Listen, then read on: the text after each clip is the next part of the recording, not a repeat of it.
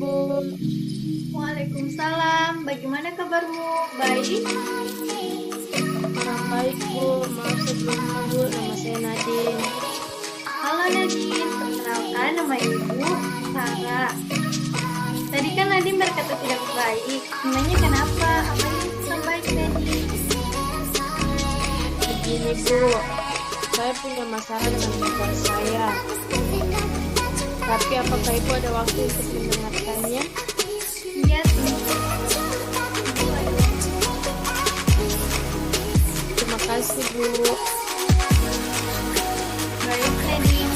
Apakah sebelumnya Nadine pernah melakukan proses untuk seperti ini? Belum pernah, Bu. Ini kali pertama, Bu, bagi saya. Baiklah. Ibu akan menjelaskan terlebih dahulu apa itu proses konseling. Proses konseling itu adalah suatu layanan dalam bentuk secara kita berkonsul dari psikolog yang mengalami masalah. Ada asas-asas yang perlu dipatuhi seperti asas kerahasiaan. Jadi Nadine tidak perlu takut untuk terbuka dan menceritakan informasi ke ibu ya, karena yang perlu dilakukan ini hanya konseling dan konselor saja yang mengetahui. Kedua, proses kesukarelawan di mana Nadine suka rela menceritakan masalahnya kepada ibu tanpa ada paksaan dan tekanan. Yang ketiga, asas keterbukaan. Nadine secara terbuka untuk menceritakan semua permasalahannya ke ibu tanpa ada yang ditutup ke ibu ya, dan masih banyak lagi asas-asas lainnya. Tapi satu hal yang perlu diingat Nadine, semua keputusan ada pada Nadine.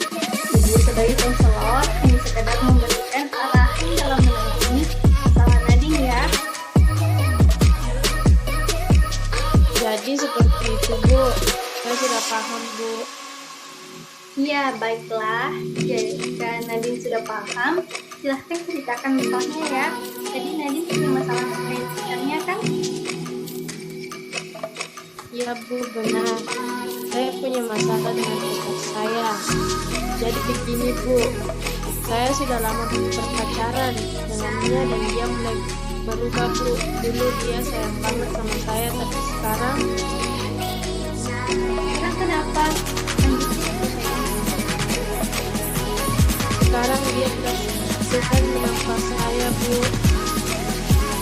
Kira-kira kalau ibu boleh tahu, apa yang membuat sekarang jadi tidak bisa kamu Nadine? Pacar saya salah paham dengan saya, Bu. Kan kemarin waktu itu saya minta izin ke dia untuk keluar untuk mengerjakan tugas bersama teman saya, dan dia pun mengizinkannya, Bu. Tapi tanpa sepengetahuan saya, dia mengikuti saya dan melihat saya mengerjakan tugas dengan teman dia, sehingga dia salah paham pada saya, Bu. Keesokan harinya pacar saya dengan saya datang dan menegur.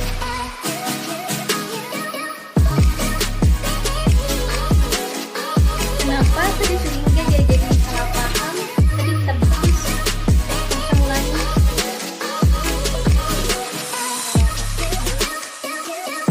Begini, Bu, pacar saya salah paham dengan saya, Bu. Kan kemarin waktu itu saya meminta izin ke dia untuk keluar untuk mengerjakan tugas bersama teman saya, dan dia pun juga mengizinkan saya, Bu. Tapi tanpa sepengetahuan saya, dia mengikuti saya dan melihat saya mengerjakan tugas dengan teman pria saya, Bu.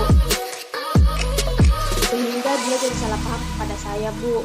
Besokan harinya pacar saya datang dan kami pun bertengkar sampai dia berani menampar saya, Bu. Oh, jadi kesalahpahaman itu membuat pacar kamu menampar kamu ya? Iya, Bu. Karena hal itu membuat saya sangat shock atas kelakuan dan saya sangat kecewa, Bu. Sejak hari itu hidup saya berubah, Bu. Saya hanya menjalani hari-hari tanpa arah dan tujuan, bahkan bingung dan hampa. Saya merasa masalah ini menjadi beban bagi saya, Bu. Kenapa masalah itu sangat menjadi beban bagimu? Karena hal itu membuat saya sangat shock atas kelakuan dan sangat kecewa, Bu. Karena saya menjadi seorang penyendiri dan pendiam. Bahkan saya ingin mengakhiri hidup saya dengan melukai diri saya sendiri, Bu. Coba saya tidak dipertemukan dengannya, mungkin saya tidak seperti ini, Bu.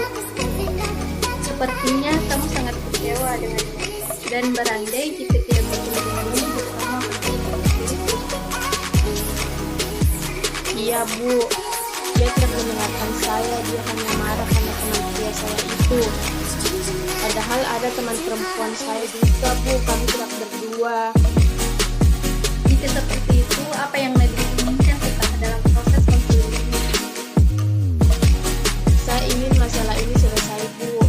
Saya berpikir pacar saya tidak ingin mendengarkan saya dan tidak mencintai saya lagi, Bu.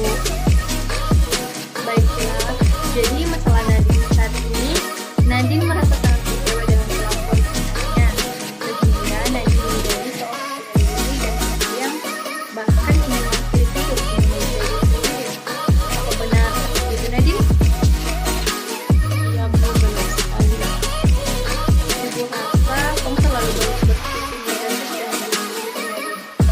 Ibu akan membantu Nadine dengan menggunakan strategi strukturisasi kognitif. Apa Nadine tahu apa itu strategi strukturisasi kognitif? Saya tidak tahu, Bu. Baik, strukturisasi kognitif itu mengubah pemikiran negatif ke pemikiran positif. Seperti Nadine berpikir negatif terhadap diri sendiri dan menganggap kisah Nadine itu tidak mempercayai Nadine lagi kan? Pemikiran itu harus diubah karena rasa kecewa yang sangat dalam membuat diri Nadine tidak memiliki tujuan lagi. Jadi ibu akan menggunakan strategi ini untuk menyelesaikan masalah Nadine. Oh, seperti itu, Bu. Saya paham, jadi strategi ini yang akan digunakan ya. Iya Nadine. Ibu ingin bertanya.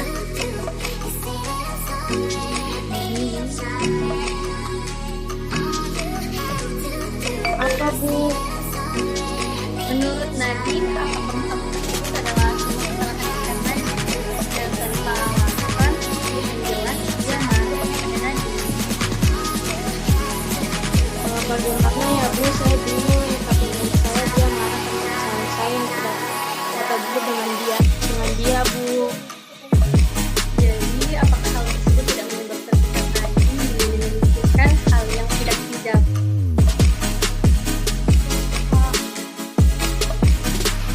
Iya, Bu. Ketidakjujuran saya tentu saja pasti pacar saya akan berpikir yang tidak tentang saya. Jadi, apakah pacar Nadine masih salah yang kurang percaya dengan Nadine dan membuat Nadine kecewa? Saya rasa tidak, Bu. Saya sudah berpikir, Bu, jika saya yang salah karena tidak jujur. Dan hal itu membuat pacar saya berpikir yang tidak. Seharusnya saya tidak merasa kecewa karena saya yang salah. Baiklah, terima kasih. Assalamualaikum warahmatullahi wabarakatuh. Salam, Bu. Assalamualaikum, Bu. Waalaikumsalam. Bagaimana kabarmu? Baik. Kurang baik, Bu. Maaf sebelumnya, Bu. Nama saya Nadine. Halo Nadine, nama Ibu Rara. Tadi Nadine berkata kurang baik. Memangnya kenapa Nadine kurang baik? Begini, Bu. Saya punya masalah dengan pacar saya. Tapi apakah Ibu ada waktu untuk mendengarkannya? Ya, Ibu tentu ada waktu. Terima kasih, Bu. Baik Nadine, apakah sebelumnya Nadine sudah pernah melakukan proses konseling seperti ini? Belum pernah, Bu. Ini adalah hal yang pertama kali bagi saya, Bu. Baiklah, Ibu akan menjelaskan terlebih dahulu apa itu proses konseling. Proses konseling itu adalah suatu layanan dalam bentuk tatap muka antara konseli dan konselor yang mengalami masalah.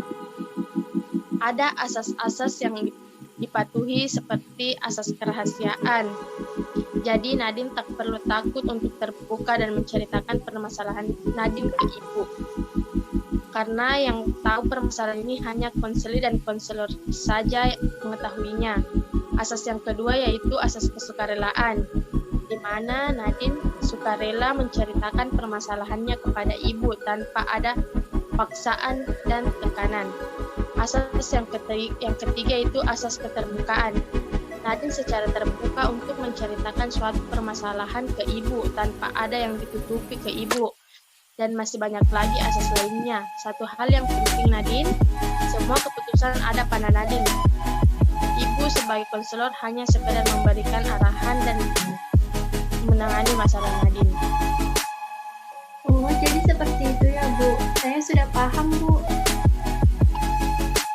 Ya, baiklah jika Nadine sudah paham, silahkan ceritakan masalahmu. Tadi Nadine punya masalah terkait pacarnya kan? Iya, Bu, benar sekali. Saya punya masalah dengan pacar saya, Bu. Jadi begini, Bu. Saya sudah lama berpacaran dengannya. Dan dia mulai berubah, Bu. Dulu dia sayang sekali sama saya, Bu. Tapi sekarang kenapa? Lanjutkan ceritanya, Nadine. Sekarang dia tidak segan menampar saya, Bu. Kira-kira kalau ibu tak boleh tahu, apa yang membuat pacar kamu sehingga bisa menampar kamu? Pacar saya salah paham dengan saya, Bu. Kan kemarin waktu itu saya meminta izin ke dia untuk keluar untuk mengerjakan tugas bersama teman saya, Bu. Dan dia pun juga mengizinkannya, Bu. Tapi tanpa sepengetahuan saya, Bu, dia mengikuti saya dan melihat saya mengerjakan tugas dengan teman saya, Bu. Sehingga dia jadi salah paham kepada saya. Keesokan harinya, Bu, pacar saya datang dan kami pun bertengkar sampai dia berani menampar saya, Bu. Jadi kesalahpahaman itu membuat pacar kamu menampar kamu? Iya, Bu, karena hal itu membuat saya sangat shock, Bu, atas kelakuannya, dan juga saya sangat kecewa, Bu. Sejak hari itu hidup saya berubah, Bu. Saya hanya menjalani hari-hari ini tanpa arah dan tujuan, bahkan bingung dan hampa. Saya merasa masalah ini menjadi beban bagi saya, Bu. Kenapa masalah itu sangat jadi beban bagi kamu? Karena hal itu membuat saya sangat shock atas kelakuannya, dan juga saya sangat kecewa, Bu. Karena dia menjadi orang penyendiri dan pendiam. Bahkan saya ingin mengakhiri hidup saya, Bu, dengan melukai diri saya sendiri, Bu. Coba saya tidak dipertemukan dengannya, mungkin hidup saya tidak seperti ini, Bu. Sepertinya kamu sangat kecewa dengannya, dan berarti jika tidak bertemu dengannya, hidup kamu akan tidak seperti itu. Iya, Bu, dia tidak mendengarkan saya. Dia hanya marah karena teman pria saya juga ikut ada di saat itu. Padahal ada teman perempuanku juga, Bu. Kami tidak berduaan, Bu. Jika seperti itu, apa yang Nadine inginkan setelah dalam proses konseling ini? Saya ingin masalah ini, Bu, cepat selesai. Saya berpikir pacar saya tidak ingin mendengarkan saya dan tidak mempercayai saya lagi, Bu.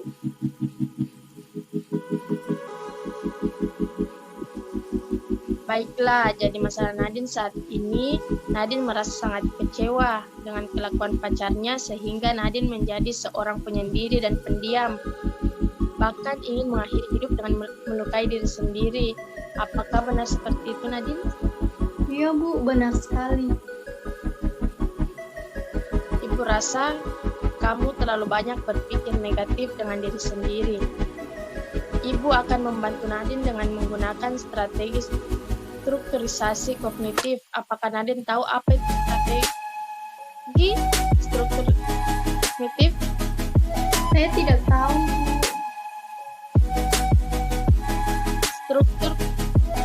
Strukturisasi kognitif itu mengubah pemikiran negatif ke pemikiran positif. Seperti Nadine berpikir negatif kepada diri sendiri dengan menganggap pacar Nadine tidak mempercayai Nadine lagi. Pemikiran itu harus diubah karena rasa kecewa yang teramat dalam membuat hidup Nadine tidak memikirkan lagi. Jadi, ibu akan menggunakan strategi ini untuk menyelesaikan masalah Nadine. Oh, seperti itu ya, Bu. Saya paham. Jadi, strategi ini yang akan Ibu gunakan ya? Iya, Nadine. Ibu ingin bertanya lagi. Apa, Bu? Menurut Nadine, apakah masalah tersebut adalah semua kesalahan pacar Nadine tanpa alasan yang jelas pas dan marah kepada Nadine? Bagaimana ya, Bu? Saya bingung. Tapi menurut saya, dia marah karena kesalahan saya dan tidak berkata jujur dengannya, Bu. Jadi, apakah hal tersebut tidak menyebabkan pacar Nadine menjadi memikirkan hal yang tidak-tidak? Iya, Bu. Ketidakjujuran saya tentu saja pasti pacar saya akan berpikir yang tidak-tidak tentang saya. Jadi, apakah pacar Nadine masih salah yang kurang percaya dan dengan Nadine dan membuat Nadine kecewa? Saya rasa tidak, Bu. Saya sudah berpikir, Bu, jika yang salah karena tidak jujur dan hal itu membuat pacar saya berpikir yang tidak-tidak. Seharusnya saya tidak merasa kecewa karena saya yang salah, Bu. Terima kasih. Assalamualaikum warahmatullahi wabarakatuh.